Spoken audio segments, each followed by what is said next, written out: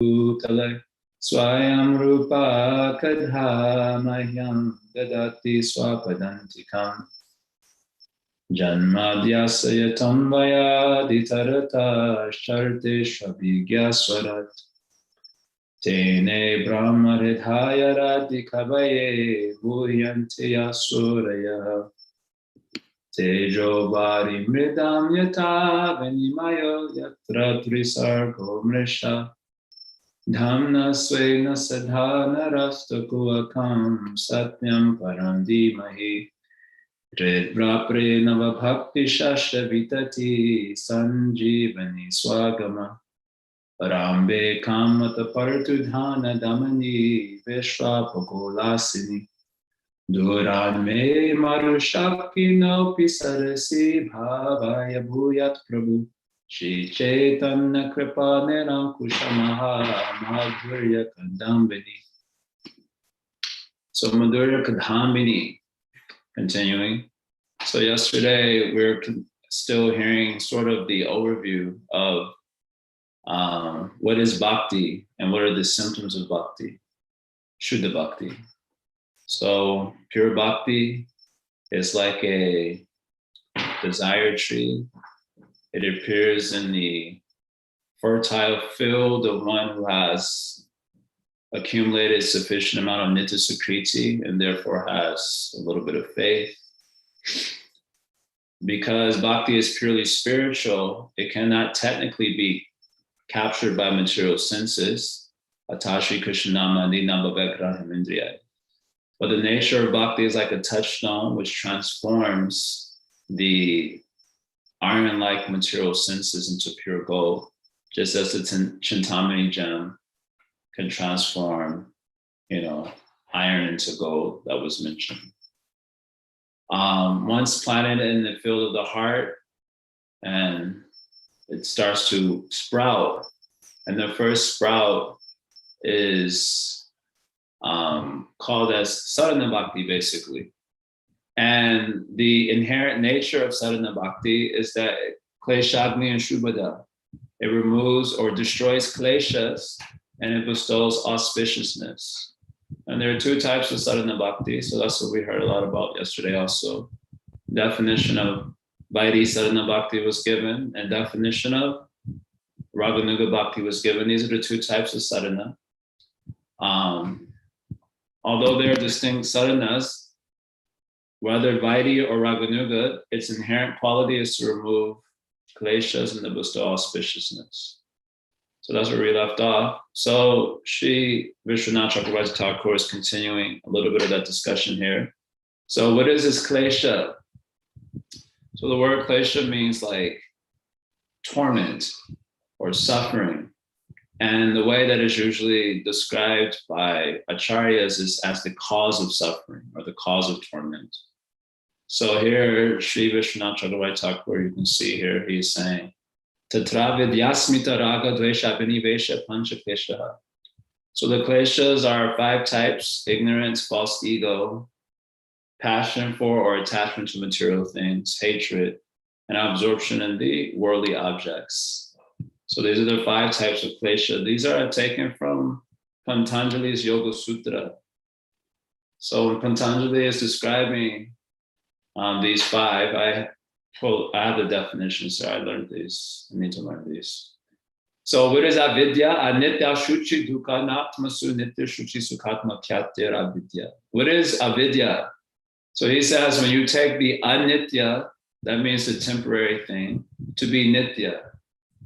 You take the ashuchi, the impure thing, the body, which is impure because it's filled with all sorts of foul substances. When you take the ashuchi thing to be the shuchi, the pure, the pure self, basically. You take that which leads to misery, dukkha, to be a cause of sukha. And you take that which is not the self, anatmasu, to be the atma. So this is called as avidya. So you can see, I always like to make this point.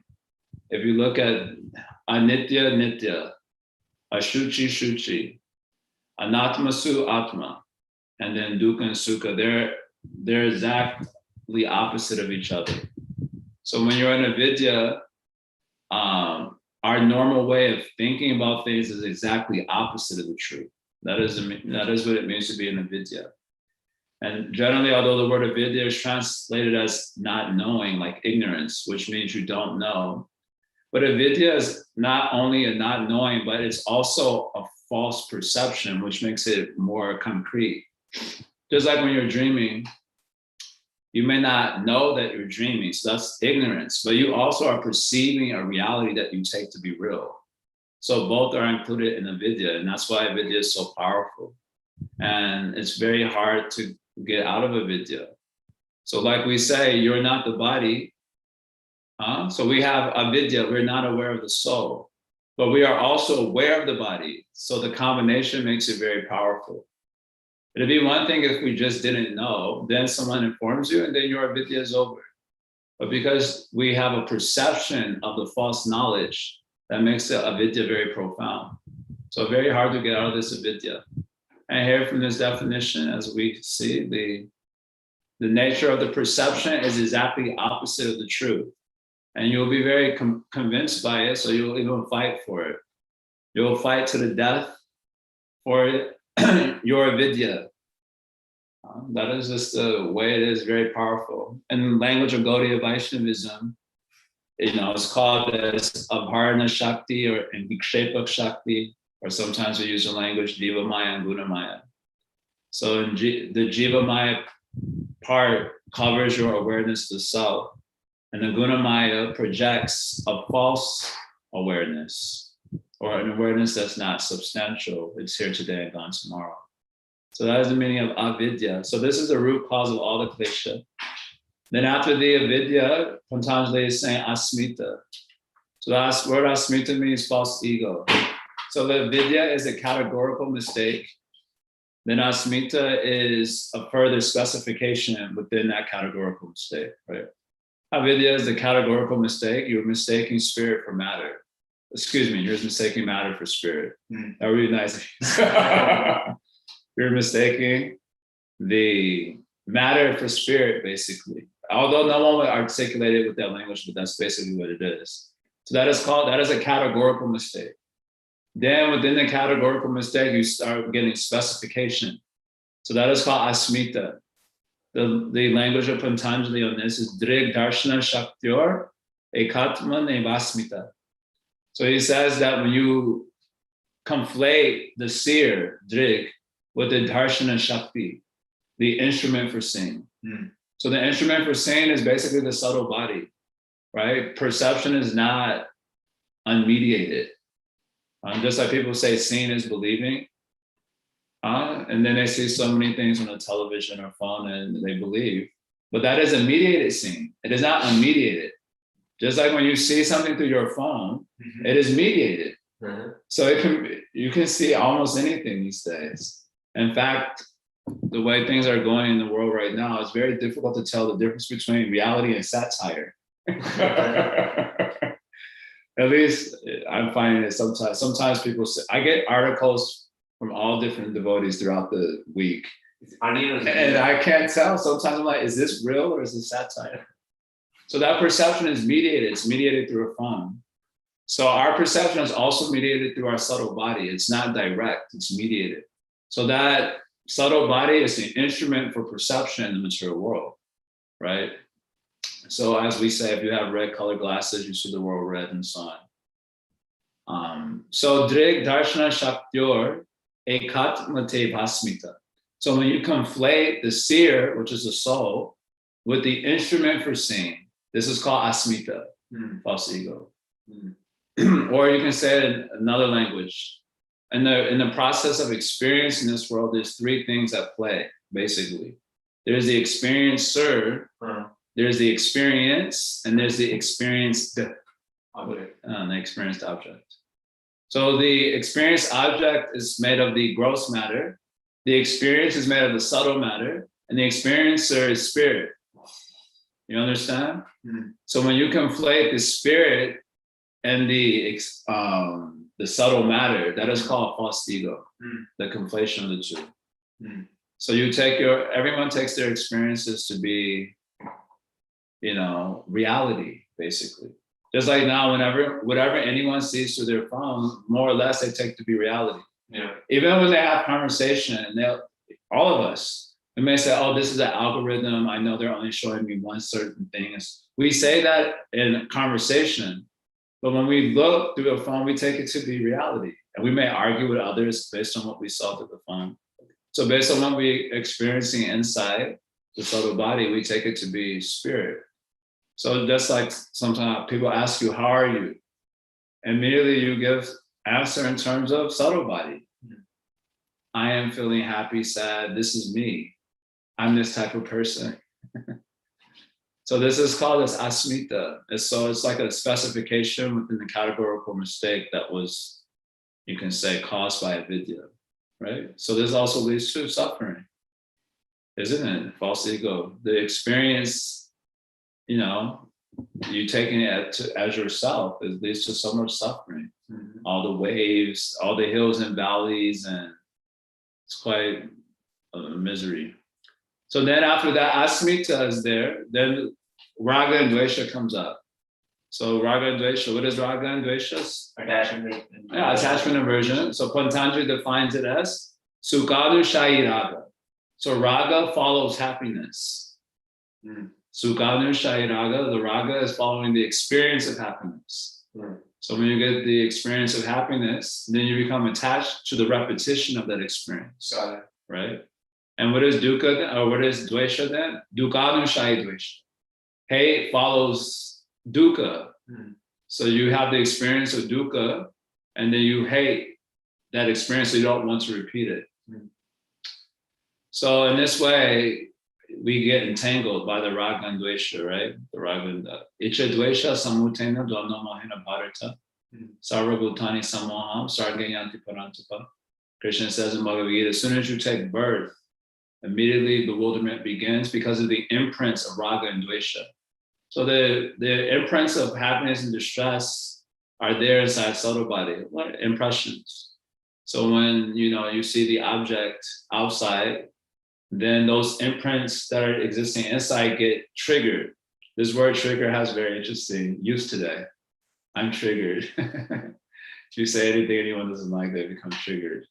So that is how it works though. You see the object outside, and then inside the impression gets triggered.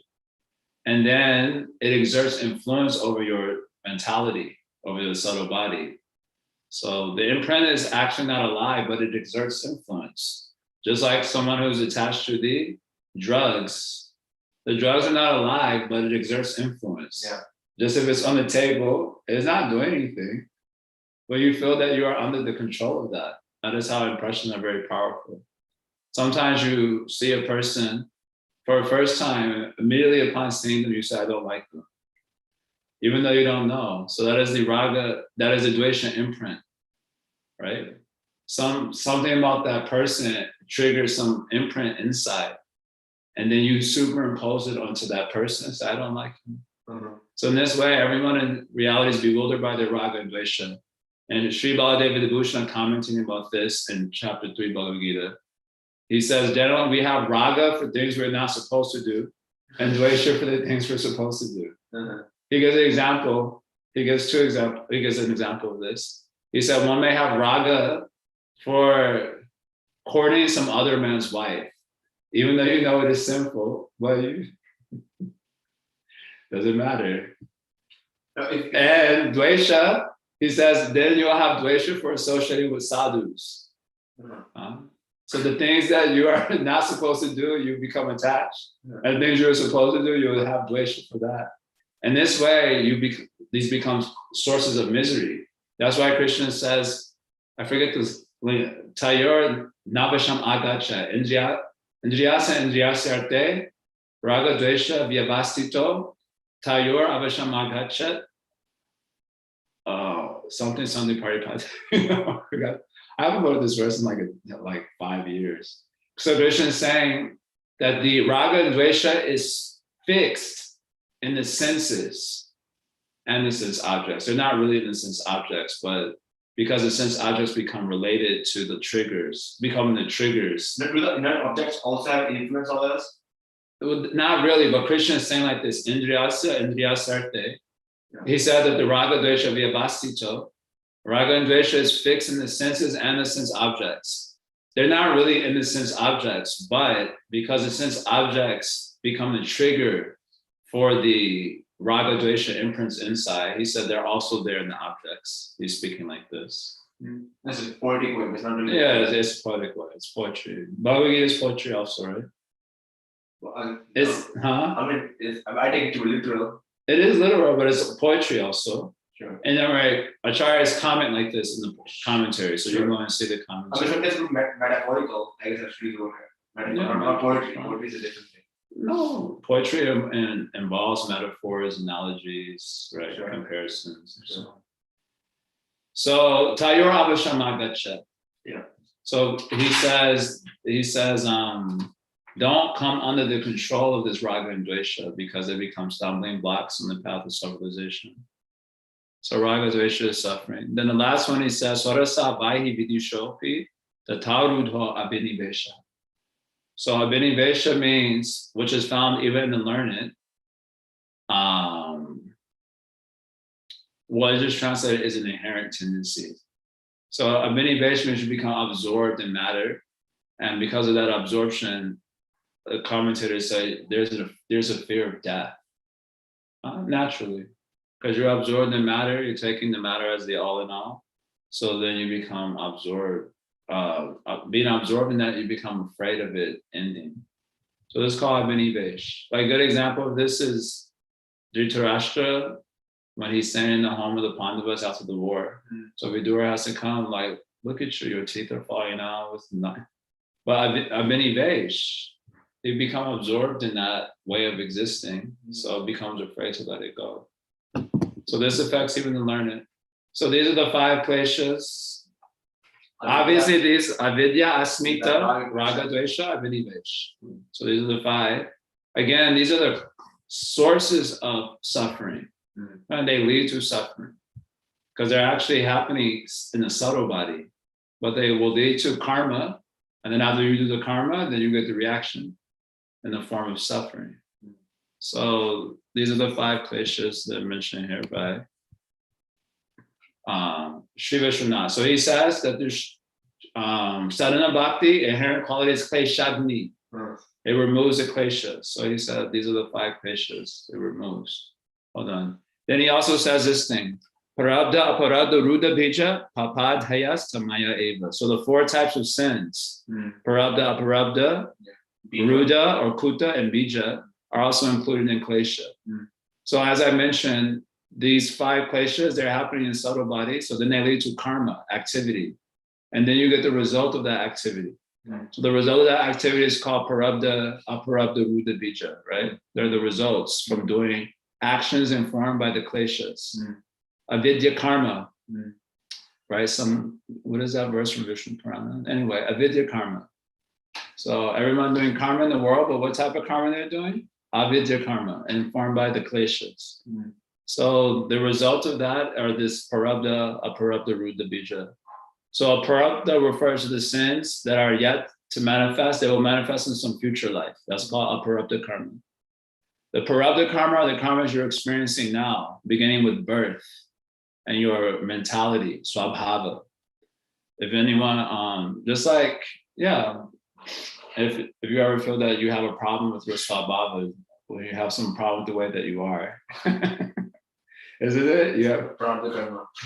So that is parabdha, that's part of parabdha karma. Your body, your swabhava, like your nature, the way your mind works, that was called parabdha karma. Then you have ruda or kuta. So this ruda means that which is just about to become bija. And bija means that which is just about to become parabdha. So that, I know that doesn't sound right, but basically bija means something that you're experiencing in this life, and you're just about to experience it, maybe in a week or 2. And you might be able to even intuit it if you're a little bit subtle. And the word ruda means that it's just about to become bija.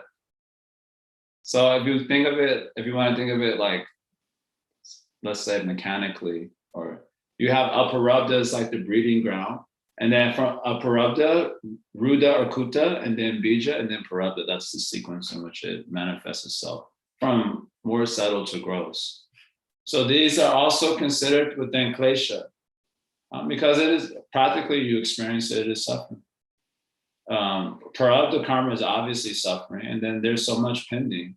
That's aprarabdha, and it is coming to get you. Ruddha, Kuta, and Bija, it is coming for you. Just like there was this movie when I was growing up called The Final Destination. Yeah. You saw this movie also? Yeah. Final Destination. So in the movie, you had nightmares about it. I actually kind of found it funny because of the way people would die. I thought was just so far-fetched that it was hilarious to me. But in this movie, Final Destination, so some kid has a premonition about the way everyone's going to die. So he tells his friends, and they all avoid the death. But because they were supposed to die, the rest of the movie is death coming to get them. Mm-hmm. And they die all sorts of far out ways. So it is something like that. The aprarabdha is there, and it's coming to get you. And manifest first as Ruddha, then Bija, and then finally it gets you, that is prarabdha karma. Mm. And you're suffering, you suffer. So this is kleshagni. If you do bhakti, the kleshagni effect comes. All right, one last thing here. So then he describes what is a shubha, shubhada. Mm. So this bhakti gives auspiciousness also. So he says, shubha refers to qualities such as disinterest in material affairs. Durvishaya vaitrishna. You have disinterest in material affairs and interest in the Lord. Serving the Lord favorably. Mercifulness, forgiveness, truthfulness, straightforwardness, evenness of temper, steadiness, gravity, respectfulness, humility, all good fortune, and so on. The Bhagavata says, Yasyasti bhaktir bhagavata kimchana sarai gunai sattva samasateshvara. All the good qualities of the demigods reside within the devotees. So if you do a kinchan bhakti, then you get the nice qualities that pertain to spiritual nature. That's what it's saying. Because there's a difference between the material qualities, and some of these qualities come from sattva guna, right? Mercifulness and so on. You can see that also in the material world.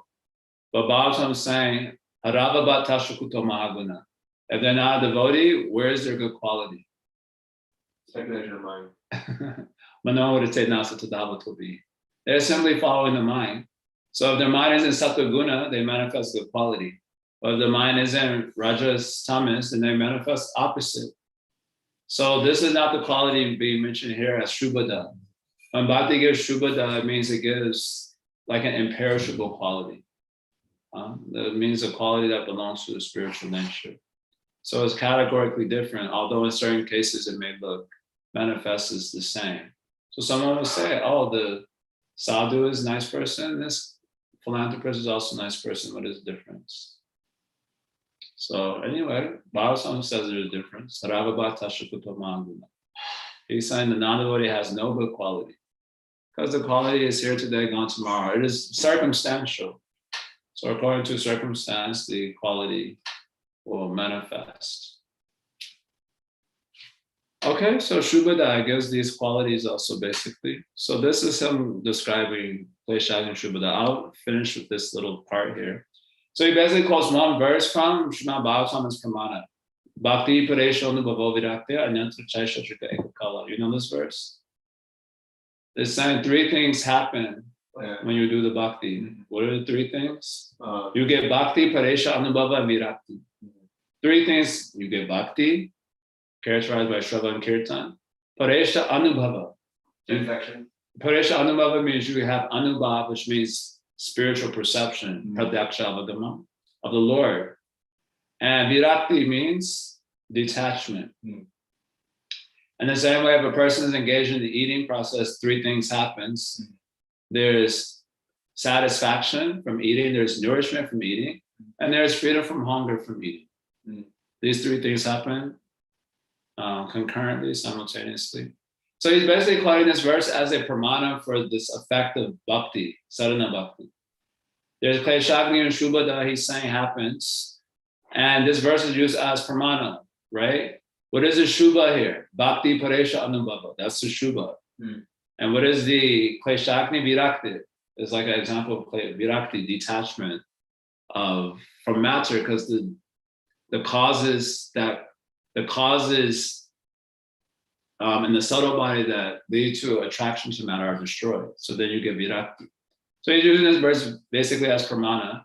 And he says here that it's very subtle how this Shubhada and this Kleshakni is taking place. So it's a little hard to tell. It's probably, he writes here, I'll just read it. Although the two leaves appear simultaneously, there is a difference in the process of subtle destruction of distress and appearance of auspiciousness. This difference is due to the appearance of greater or lesser qualities of the two symptoms. Being very subtle, it is difficult to see, but learned scholars have ascertained this fact by observing the process of the appearance of these two qualities. So not very easy to see this taking place. Obviously, it's because the process is very subtle. Because how do you, first of all, you cannot perceive avidya, asmita, ragadvesha, abhinivit. You kind of know about it by observing yourself. And if you take the notes of what you're doing, then you can see, okay, there's a lot of vidya here, a lot of asmita, ragadvesha. So but because it is happening internally, you cannot see it so easily. Even within yourself, you cannot perceive it. That's why sometimes you chant Hare Krishna and you feel like nothing is happening. An example given by devotees, just like if you're in an airplane, it seems like it's moving very slow, actually. At first, it feels very fast when it's taking off.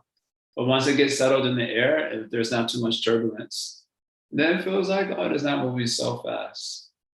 But if you open the door, so like this bhakti is working subtly, but hard to perceive. So you may not always appreciate it. But for those who are learned persons, then they can see that this is what is taking place. They have studied it, they have observed it, they're making comment like this. All right, that's kind of his overview of this sadhana bhakti. Now he's going to go start elaborating on all the stages. So you want to ask anything before? You want to ask something? Yes, no? Yeah. Yeah, you can ask something. So, remember one. So one thing I heard from our different devotees, that somehow the objects of sense gratification, they're also able to exert some influence on the person. They may be even not even visible, but still they have some kind of capacity to exert an influence. The objects. Some people are talking like this. Some say that they're quoting some Sankhya references in 11th canto supporting that. So I was wondering if you have any thoughts. So some devotees say that the objects exert influence, even if they're not present, they can exert influence. Yeah, they can be hidden from the vision. They can be hidden from the vision, but still they exert influence. And some 11th canto reference was quoted. Yeah. So that must be 11:13. So in 11th canto, chapter 13, thus Hamsa avatar is giving preaching to the Kumaras. So Kumaras go to Lord Brahma and they have a conundrum. So their conundrum is that the mind is entering into the sense objects and the sense objects are entering into the mind. And that is their natural relationship. But if you have to the mind is entering inside the object as contemplation. And then the object comes back into the mind as desire. That is their natural relationship, isn't it? You contemplate the object, so the mind goes inside the object. Then when you contemplate, the object comes inside the mind as desire, or at least as an impression. Maybe it comes inside the mind as hate also. So this is their natural relationship. So how can this relationship be broken? That is a question that the Kumaras put to Lord Brahma. How can the relationship be broken? Just like we were saying last night, they say, give up sense gratification. How is possible? When I finally figured out what sense gratification was, it took me a minute. And then after I figured out what it was, it took me a minute to understand why it was a problem. Then after I finally figured out why it was a problem, I didn't figure out by myself, but with help. Then I was like, this is a hopeless affair because it's a natural relationship. If you have a body, you have senses are there. They naturally go inside the objects, and then the objects return inside the subtle body, including the senses, as the desire or hate, as raga and dvesha. That is their natural relationship. So how can this be broken? That is their question. In other words, there's no question coming out of the Maya. That's what it seems like. So Lord Brahma can answer the question. So then Hamsa Avatar appears to answer the question.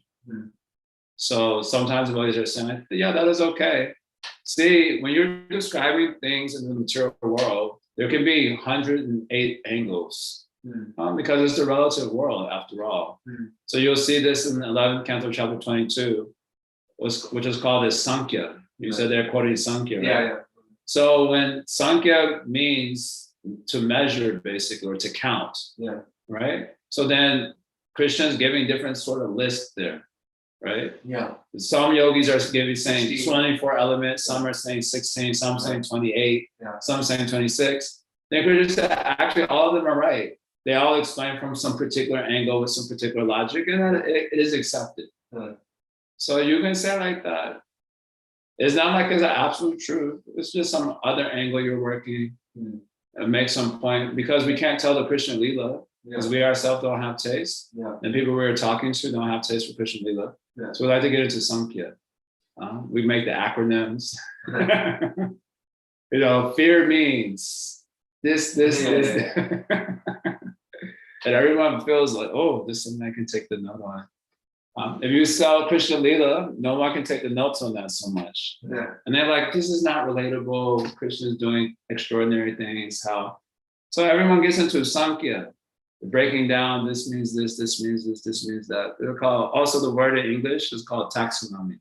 Taxonomy. Taxonomy means breaking things into categories and subdivisions, and different subdivisions of those subdivisions. So everyone gets really into that in the material world, because it's something that the intellect can capture a little bit easy. When it comes to just like pure spiritual topic, like Lila Kata, intelligence is like, it has to sit out, go to the bench. You're not going to be so much of a player in this one. So all those angles can be accepted.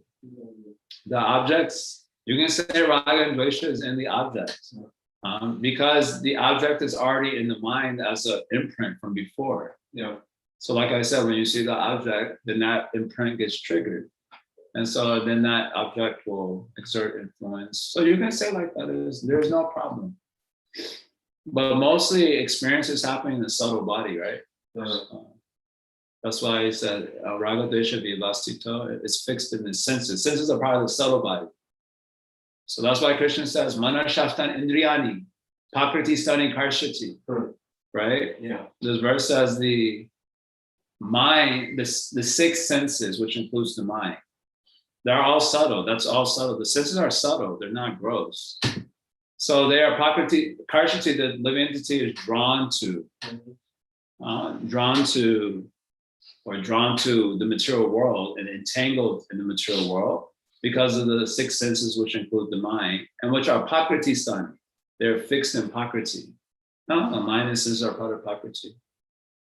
So the jiva identifying with them gets drawn into matter, gets entangled like this. And this way he is suffering, transmigrating from one body to the next, as Krishna continues his description there. So any list is okay. The devotees will get into some fight over that. No, not necessary. Any list is accepted. They're working some particular angle. Okay, that is also accepted. There's no problem. All right. See, okay. You have one other question you asked, and then it looks like a question. The question I have with the explanation which you gave regarding the Bijam, Kudam, and the Prarabdha and Aprarabdha Karma. I have heard, maybe against about technical questions, but I have heard a different explanation of how it flows. But I've heard that from Avidya comes Bijam, and then Bijam and the sprouts leads to either Prarabdha or Aprarabdha Karma, and then that leads to some kind of influence on the soul, which it's called Kutam, which leads to further Bija in the future. It's like Kutam is some kind of like an influence. Like if you do some bad activity, it leaves an impression, an imprint, and that causes, it's like a circle. But what I believe from you today is that actually there is it's a circle. So I don't know if you all can hear clearly. Anyway, someone has described it in some other way. From Aparabdha comes Bija, and then Aparabdha comes Kuta. From Aparabdha comes Kuta, which I also said. And then from Kuta comes Bija, and from Bija Prabhu. That's what I also said. So it is a circle, and the circle has no beginning. Right. So in Western logic, everything linear. So we're always looking for beginning and end point. But in most Eastern metaphysics, everything's circle. Everything, time moves in cycles. This is seasons, the yugas, the manifestation or evolution and involution of the universe. Everything is just cyclical, moves in cycles. So where is the beginning point on a circle? There's no beginning point on a circle. So that is our situation in the material world, no beginning. So you can probably you can start a description from any point on the circle, and then you get all the points in the circle. So you can say aparabdha, right? Basically, general ideas is from subtle to gross. So aparabdha is the most subtle, and then kuta, kuta means about to become bija. Bija is a little bit closer to be manifested, so it's a little bit more gross. And then parabdha. And then repeat. Then parabdha, you're doing some action, and then that becomes aparabdha, and then that way circle continues. And so then what happens in the life of a devotee? That all the karma is destroyed, parabdha. So what happens in the life of a devotee? So in Sri Rupa Goswami's BRS, when he's describing Kleshagni, he said that this bhakti can destroy all the karma. That means aparabdha and parabdha. So if parabdha also gets destroyed, how can the body drop dead? And that would be problematic. I think it'd be hard to advertise for bhakti. We're your devotees. Actually, you couldn't even preach because you also be dead. So you're chanting Hare Krishna. What happened to you? Nothing happens. Fall asleep. Fall asleep permanently. So yeah, Sri Jiva Goswami said Bhakti also remove parabdha karma even. So the other ones are a little easier to accept, parabdha, kuta, bija, because they're subtle. They have not yet fully manifested. Okay, so Bhakti, okay, fine, whatever. I can't even see that either way. So, but the parabdha thing is I can see. So the way the Sankhya literatures describe it, they use example, the Jiva Mukta. So Jiva Mukta, it is said that his aparabdha, kuta, bija is also destroyed, but not his parabdha karma. So his parabdha karma, his body, his mentality, that life, it has to continue to play itself out until death. And the example is given, Prabhupada's example, just like when you unplug the fan. So the fan will continue to spin until it stops finally. So the parabdha karma is like the spinning fan, but it's been unplugged. So the aparabdha, kuta, bija has been destroyed, but the fan is still spinning. That's for parabdha karma, for the jiva mukta, yogi or Jnani type. And then when they die, then finish, they go back to whatever. They go to Brahman or whatever they say after. But for the devotees, it said that they also don't have any parabdha karma. So how do you explain? The bodies are going on. So Baladev Vibhushan giving some comment about this, I think, and it definitely comes in his Gita commentary, but I think he's referencing his Vedanta Sutra commentary, where he says that the Lord is maintaining the bodies of the devotees for different reasons. But one of the reasons is that so his mission can still go on in the material world.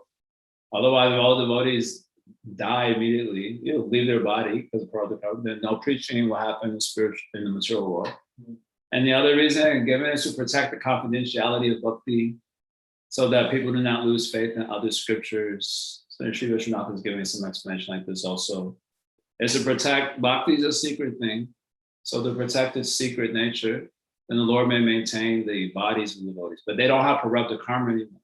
That is why it's considered offensive to look at these situations of devotees and judge them from the material point of view. Just as Sri Rupa Goswami informing us in Upadesha Mrita, what is that word? Drishtai swabhava janita vapushascha dosha. Now pakritatva miha bhakta janasha pasha. Don't look at the body and swabhava and also circumstance of the devotee from a material point of view. Just like someone sees Bhishma, died on the bed of arrows. It's a very painful death. Died on a bed of arrows. So someone said, oh, because he ate the food of Duryodhana, and they get explanation like that. It was considered aparad. Recently, some devotees were giving some commentary about Pankaj Jangri left his body, Bhakti Charu Swami left the body, I think due to COVID. So they, because devotees are getting political about this in the public space, so they gave some comment about their passing in terms of the external manifestation. So that is considered aparad, or moving in that direction. No, why are you thinking from a material point of view? Hmm.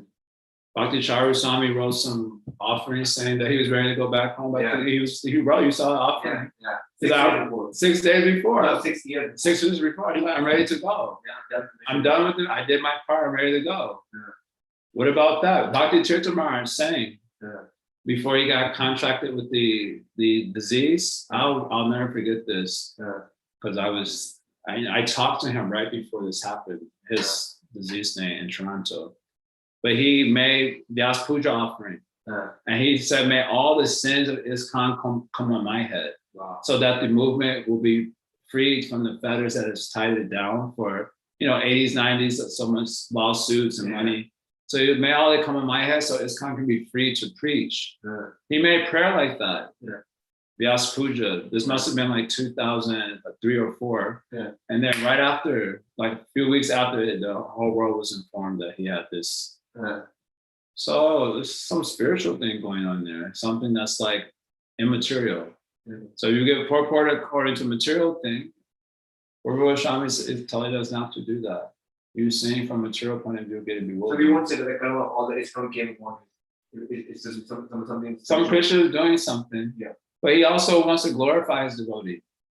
Right? So devotee making some proclamation, his words cannot be untrue. So Krishna has to do some trick.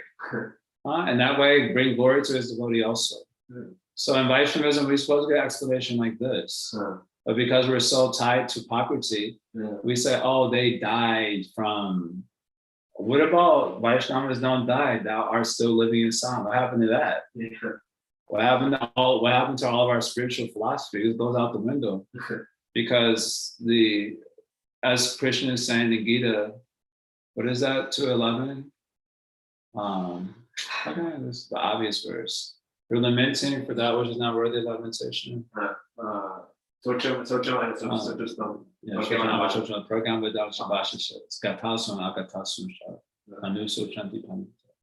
The learned person don't lament like this. Why are you lamenting?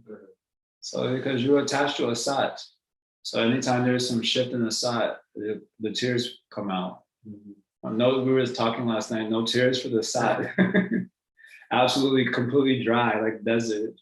But for the aside, you're making identification with that, and tears come. So we have to be careful about that. That's if you have faith in this bhakti is power. Okay, if bhakti is working on my life, there's some doubt about that, because by looking at me.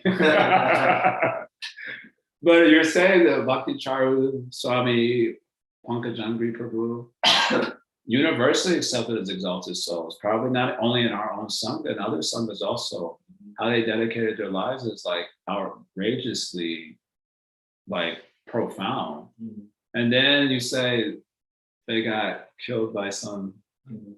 So that is not very good explanation. Even Ayendra Prabhu, he left in a very dramatic way also. But devotees, they tell a little bit of this, maybe in our Ayendra memories, Gopal was telling, that he was talking about leaving for, some time before this event actually had it up to the neck with this material world. So you can say, well, he was killed by this. That is the materialist explanation. Oh, Bhishma had to die with a bit of arrows because he ate the food of Duryodhana. So the materialistic person says like this. We shouldn't say like this. So it is very bewildering though. How is removing the prarabdha karma? You cannot see with the eyes. So that is what Sri Krishna is saying also, that is very subtle. So if you too much depend on your vision, which again is mediated. Samadhi means unmediated perception. You understand? Yeah. But our perception is mediated through subtle body. And your subtle body doesn't have enough purity inside, what you will see. So it's like sometimes I'll wipe my glass lens off only once in a day. And throughout the day, it's like getting dirty, but I can still see something. But when I actually clean it, I'm like, oh, you can see much better. So our lens, subtle body, throws so much gross things in it. Then we give some other purport. Okay. Athena, you have some question also. Hare Krishna, Jai. Wow, that was such a wonderful explanation and talk. I'm not sure I can really follow that. My question seems a little, well, I'll go anyway. It was related to Prabhupada karma as well. Um, we know that you had mentioned our mind is a result of Prabhupada karma. But I was really curious of personality because it doesn't seem like any amount of, say, actions or karma. Personality also, personality comes from the grouping of some scars in this life. So what we call as the nature means that these certain some scars that are manifest in this particular life, and they're exerting influence in particular ways. So we call it as the nature or swabhava. But what about animals? Because if They have you were to, personalities too, right? I'm sorry? They have personalities too, right? Exactly, but they don't live on karma. They only on instinct, so they incur no karma at all. So how is their The next? body is the corrupted karma, right? They have body, and they also have personality that is a manifestation of that soul's corrupted karma. They're not. Maybe they're not acquiring new karmas in that body. They're burning off old ones, and then going through a sort of natural evolution until they get the human form. You can say, at least we hear like that. But that is karma. That body is body due to karma. And Well, but that's my point where, okay, so unless like say one had human form and then due to desires and bad karma takes an animal form where they then had existing karma to burn off or manifest. But if you're just going through the cycle of the 8.4 million of just one animal to another, all animals we know live on instinct. And so what karma are they incurring? Because no, even though you say the body of they're say, nothing like instinct. So they're nothing like instinct. First of all, karma is unlimited. That's well, we should understand. When you say aparabdha karma, it's unlimited. We've been in the mature world, anadya vidya, for a really long time. And the karmas that the animals you're talking about, they're going through different species of life, it means a certain set of impressions are also manifesting. You know, and how that system is actually working, who can say? Paramatma is the one, you know, behind the giving of the karmas to the living entities. But you cannot say they don't have karma. Otherwise, they cannot have bodies. There's no question of having a body without karma being there. There's no question of having a mind without karma. You cannot say they don't have karma. All you can say is that they may not be accruing any new karmas, but the aparabdha karma is there and it's fructifying. It's giving its results in the form of this species or that. Thank you. I just want to make sure I fully understand. Well, so you're saying, sorry, I'm taking a step back. When you were saying that the bodies, right, that's also karma, which body that they get. But to be clear, for example, if you were to take a dog, I mean, no dog has the same personality. You have some that are really rambunctious and then some are just really quiet. I mean, so not just because you have a dog form from karma, right, that you have a certain personality. I mean, even within the species, you have many personalities, within that form. And so what you're saying, I just want to be clear, that's what we're talking about on that basis, right? Because when you say that, Yeah, all of not, it. but when you're saying in that body, you're not accruing new karma, but everything is prabdha karma, say from past lives, and it's say anadi, and I mean, karma is so vast. But then at some point, if you're always in that cycle of animal species, you're not accruing any more karma to manifest a new personality in the next. I mean, even if we were watching But you animal, already approved so much from before, unlimited amounts that need to get exhausted. Right? but what if you always started in the animal species? There is no karma. You've started with zero karma always. Always started. Well, But is this always started? Because then so what you're saying is that 8.4 million species like bodies in it being a cycle, you don't hold true. I mean, of course it's not, because some, I mean, wow, okay, this gets real fast, because some say, we descend as Brahma, right? So obviously you're not starting like a one cell bacteria, right? But there's no always started. Karma is anadi karma. Even in Bhaktivinoda Thakur's written song to the 5th verse of Shri Shastrakam, which is entitled Anadi Karma. So anadi karma means what it says, beginningless karma. And they're unlimited karmas to be fructified, literally unlimited in the aparabdha domain. So it is being fructified. You get some species and then some karma is coming out from there. Even if you're not accruing new karmas in the animal species, there's still unlimited amount that needs to be fructified. So therefore you're getting certain bodies, certain imprints are coming up and forming your personality in that particular body as a dog or whatever it is. They're unlimited. There's unlimited karmas to be exhausted. And they can never be fully exhausted except through bhakti. That's what we say. Thank you.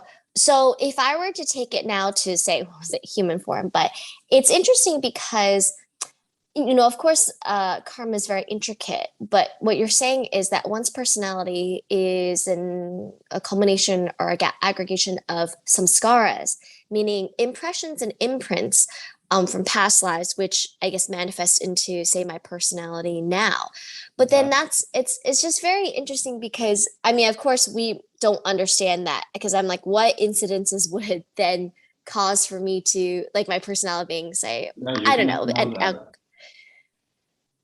but then that also goes to that then your personality is always nurture from past, right? Because samskaras are external experiences that are imprinted on you. So it's not a nature, but then it's a nurture always from past nurture. This nature-nurture thing is also a circle. Not everything, mostly everything in Eastern metaphysics, you think of it as a circle. So nature and nurture is also a circle. So your personality this life is a combination of what we call nature, which means imprints from past life, and also nurture in this life, what you're doing, who you're associating with, who you grew up with, what culture you were born into. So both factors are going to be influencing your personality in this life. And then you die with a certain set of powerful imprints that are now set to fructify. And you take birth again, and it'll be another combination of nature and nurture. They're both moving in a circle. It's not like a linear thing. Thank you. But it's interesting because I guess even from your explanation now, one's nature in this lifetime is due to one's past quote unquote nurture or impressions that, it's like saying in my past life, certain experiences have happened, some scars, which now become my nature. And then the nurture aspect. It's a combination of both. You have part of your nature is coming from past life. And part of your nature is coming from how you grew up in this life, what culture, what family you have, what sort of association you have. That is also making its influence on you powerfully. Okay, thank you. It would just, maybe I would say we're doing it because that aspect wouldn't be what you said, like with association and like family upbringing, that's more nurture.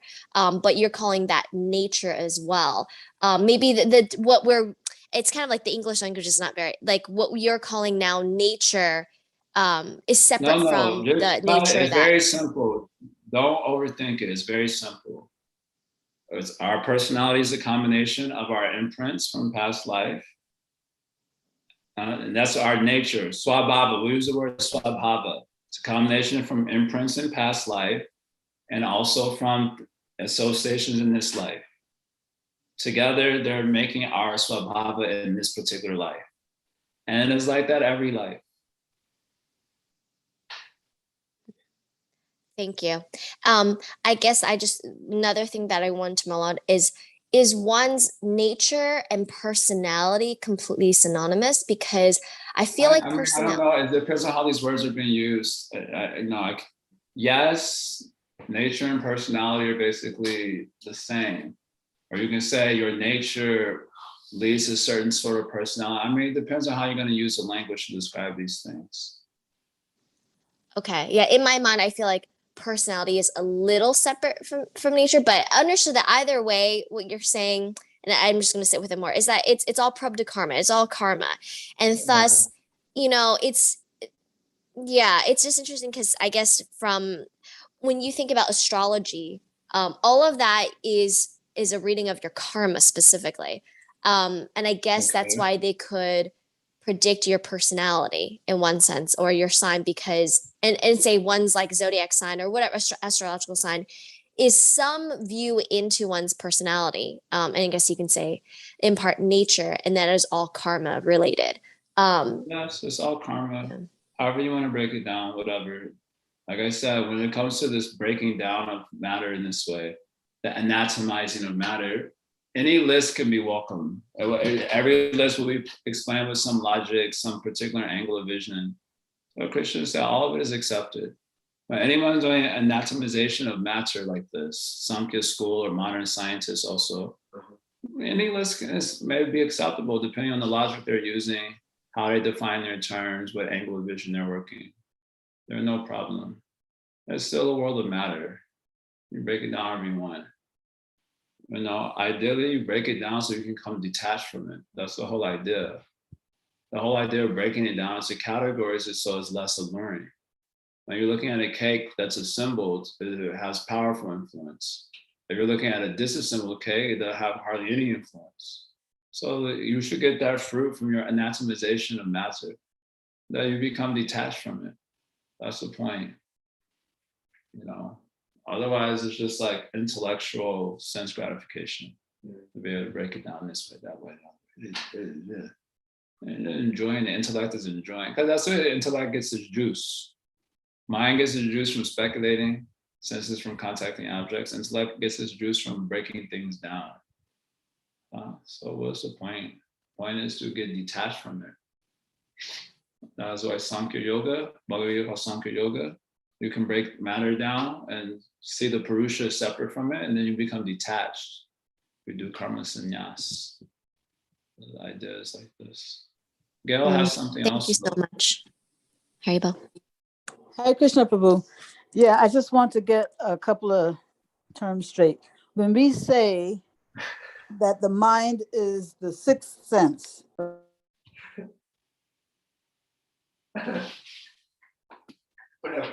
I think we lost the connection. I'm sorry, yeah, I pressed the thing by mistake.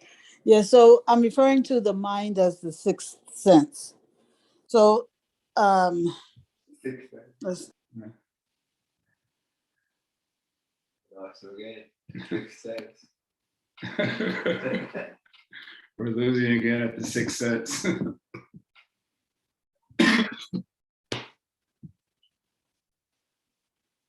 I have sixth sense.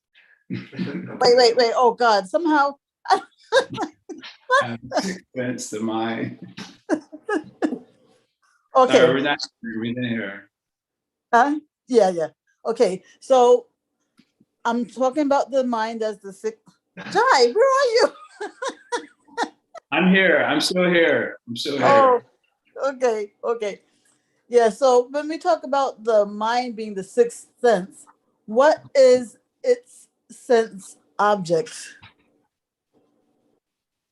What is, when we talk about the mind being the sixth sense, what are sense objects? No. No. Like we know the five objects of the five senses, right? Okay. So when it comes to the mind being it's the sixth sense, what is its sense object? Like Thought. for Thought. Okay. Thought. Yeah. Sankalpa and vikalpa as thought is a sense object. Sankalpa and aren't those determination? Sankalpa. Yeah, means sankalpa means basically means like and dislike. That's what it translates to. If you analyze all your thoughts, that was what it's gonna come down to. They have big schools of psychology. Vocation summarizes in 2 words: raga, dvesha. It is thought. Thought is a sense object for the mind. Okay, yeah, that's what I thought. I needed confirmation. And just one other thing. Well, yeah. And it's also grouped with the other 5 senses also because it controls the other senses. It's for that reason also is it called the sixth sense? I'm not exactly sure. I have to see the commentary, but the basic idea is that it's part of the subtle body. But the senses are also part of the subtle body. The mind is part of the subtle body. And of course, along with intellect and ego, ahankara. So I just always think there's part of the subtle body, which is rooted in Prakriti. Because the rest of if you look at the context of where this verse appears, Bhagavad Gita 15:7, then after that, Krishna talks about how the soul is being carried by the subtle body to other bodies. And he's transmigrating to one body after another and getting a different group of senses, which are shaped around the mind, which means that if the mentality switches, then your senses work a little bit different way. And then he says the learned person can understand this, whereas the ignorant can't. So that's the context in which it's appearing. So I always just understood it to just mean that, it's part of the subtle apparatus that's moving us from one body to another. So when we say that the senses are grouped around the mind, it means we get senses that facilitate the execution of the mind's desires. Is that what that means? Basically, the mind is having a little bit of a superior function over the senses. Mm-hmm. Yeah. Can you define for me again sankalpa and vikalpa?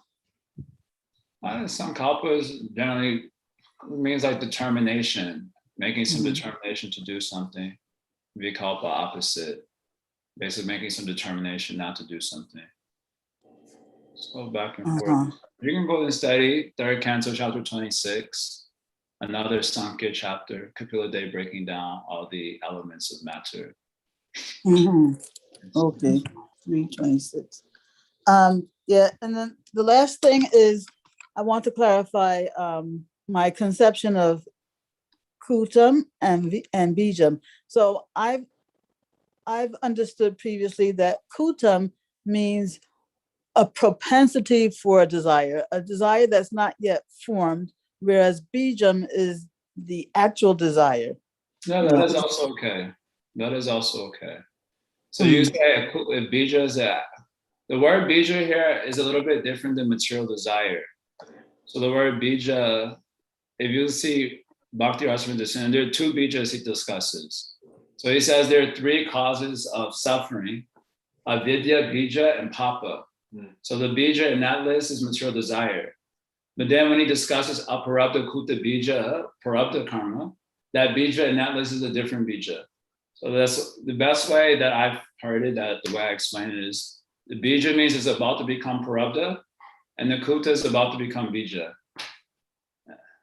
From aparabdha, kuta is coming. So you can say like it's like a desire that's not yet formed, but it's about to manifest, or a reaction that's about to manifest in the form of a thought, in the form of an incident, a circumstance. So yeah, kuta is about to become bija, and bija is about to become parabdha. So I like that.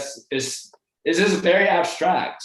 Basically, it's talking about how karma is manifesting from subtle to gross and how we're entangled in that. So, I mean, as far as its practical applicability,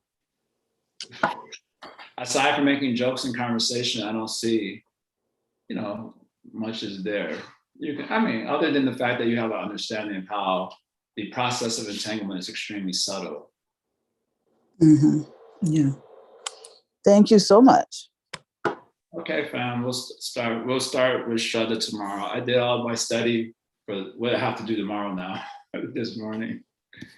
We'll continue on. Srila Prabhupada ki Jaya. Sri Madhurya Kadambini Jaya. Governandi.